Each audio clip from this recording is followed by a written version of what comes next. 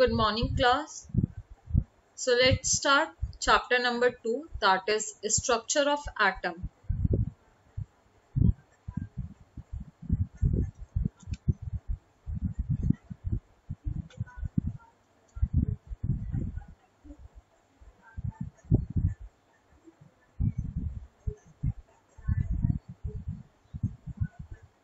First, atoms. Atoms हमने पढ़ा था, that is smallest indivisible particle को ही क्या बोला जाता है? Atoms बोला जाता है.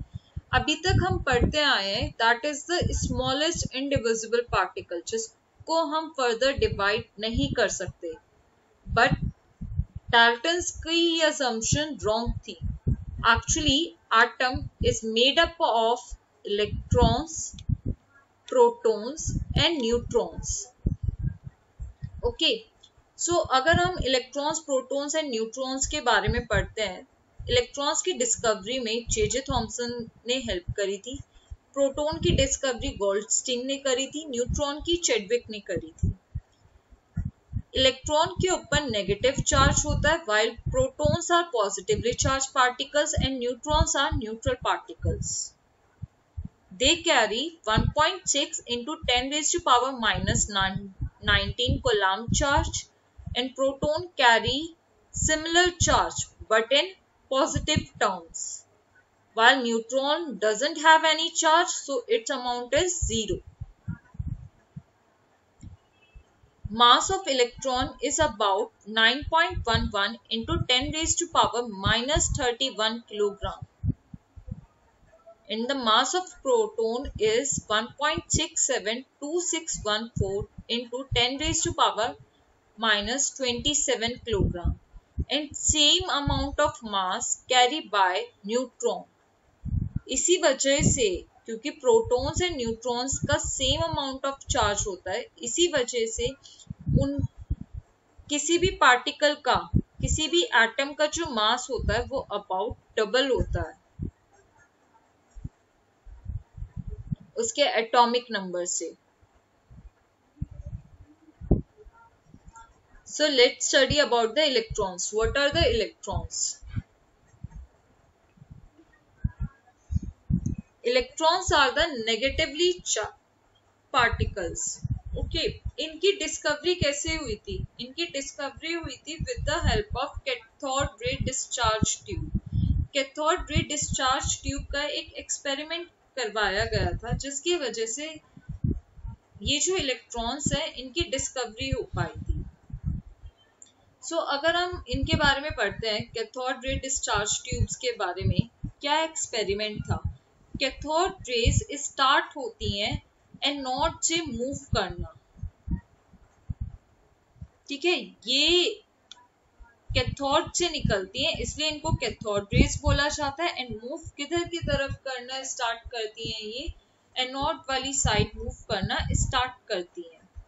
इनका ये जो बिहेवियर है, अब ऐसे पहचानना बहुत मुश्किल है, तो इसलिए इसके बिहेवियर के लिए ये जो पार्ट है, इस पार्ट की हम फ्लोरोसेंट या फिर फॉस्फोरेसेंट मटेरियल से कोटिंग कर देते हैं. जैसे ही कैथोड रे से कोई इलेक्ट्रॉन्स डिस्चार्ज होते हैं, वो यहाँ पर फॉस्फोरेसेंट और फ्लोरोसेंस कुछ शाइनी अपीयरेंस शो करते हैं. ठीक है, तो उसी की वजह से हमें यहाँ पर वो, जैसी कोई पार्टिकल यहाँ स्ट्राइक होता है एनोड की तरफ, तो हमें वहां पर वो अपीयरेंस दिखाई देता है. जैसे टीवी के अंदर होता था पुराने वाले, वो कुछ व्हाइट से कलर की अलग सी लाइट डिस्चार्ज करते थे बंद और खुलते टाइम. लेकिन जब यहाँ पर कोई इलेक्ट्रिक फील्ड या फिर मैग्नेटिक फील्ड नहीं होगा, तो ये जो लाइंस है, ये लाइंस स्ट्रेट में ट्रैवल करेगी, कोई डिफ्लेक्शन शो नहीं करेगी.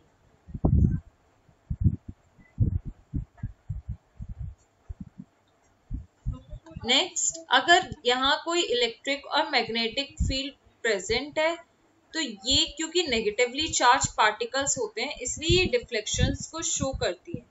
अब वो डिफ्लेक्शन कैसा भी हो सकता है. ठीक है,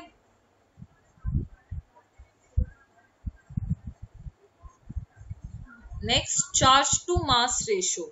इसी की हेल्प से charge to mass ratio calculate किया जा सकता है।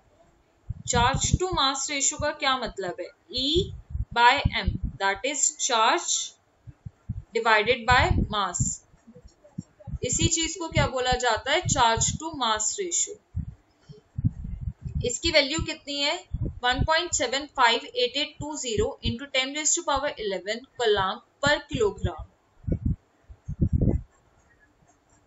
where m क्या है? ये mass of the electron and e is the charge magnitude. Alright, so यहाँ पर हम देख सकते हैं पहले की जो टीवीज हुआ करते थे उसके अंदर इसी तरीके की एक बड़ी सी ट्यूब हुआ करती थी। ठीक है, यहाँ पर ये मैग्नेट लगा रखी है, ये इलेक्ट्रोड्स है, ये मैग्नेटिक फील्ड अप्लाई कर रहे हैं, इनकी वजह से इलेक्ट्रिक फील्ड अप्लाई हो रहा है। अब ये जो चार्ज आ रही है, ये charge in particles magnetic field and electric field की वजह से ये जो चार्ज है ये डिफ्लेक्ट हो रहे हैं। कुछ चार्ज स्ट्रेट लाइन में ट्रैवल कर रहे हैं, कुछ ए एंड सी की तरफ मूव कर रहे हैं। अब क्योंकि फ्लोरोसेंट वाली स्क्रीन थी इसलिए हमें यहाँ कुछ शाइनी अपीयरेंस शो होता है।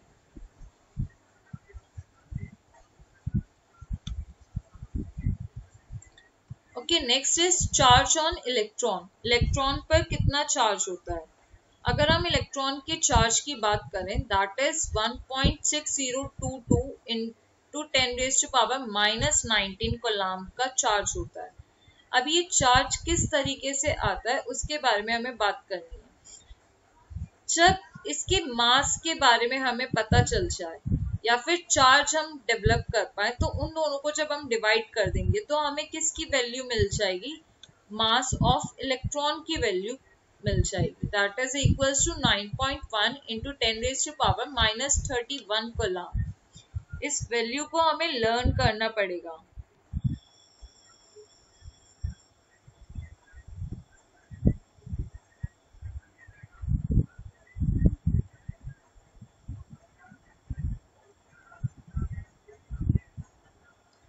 Next is proton. प्रोटॉन क्या होता है? पॉजिटिवली चार्ज पार्टिकल्स होते हैं, ये स्ट्रेट लाइन के अंदर ट्रैवल करते हैं। ठीक है, ये एनोड की तरफ से जनरेट नहीं होते हैं, ये डिफ्लेक्ट हो जाते हैं अगर इलेक्ट्रिक एंड मैग्नेटिक फील्ड होगा। लेकिन ये जो पॉजिटिवली चार्ज पार्टिकल्स हैं ये डिपेंड करते हैं कि कहाँ से ये जनरेट हुए हैं। Alright, similarly neutrons. न्यूट्रॉन्स अब क्योंकि पॉजिटिवली चार्ज पार्टिकल्स थे, that is called the protons. अब न्यूट्रॉन्स के ऊपर कोई चार्ज नहीं है। जब हम पॉजिटिवली चार्ज पार्टिकल के बारे में स्टडी कर रहे थे तभी बाद में न्यूट्रॉन्स की डिस्कवरी हुई थी चैडविक के थ्रू। उन्होंने क्या करा था? उन्होंने बेरिलियम की शीट ली थी और उस पे अल्फा पार्टिकल्स को पास किया था। तब जाकर उन्होंने पता चला कि यहाँ पर कुछ जो पार्टिकल्स हैं उनका मास प्रोटॉन से थोड़ा सा ज्यादा है, इसलिए उन्होंने उनका नाम क्या रखा था? न्यूट्रॉन्स रखा था। Alright class,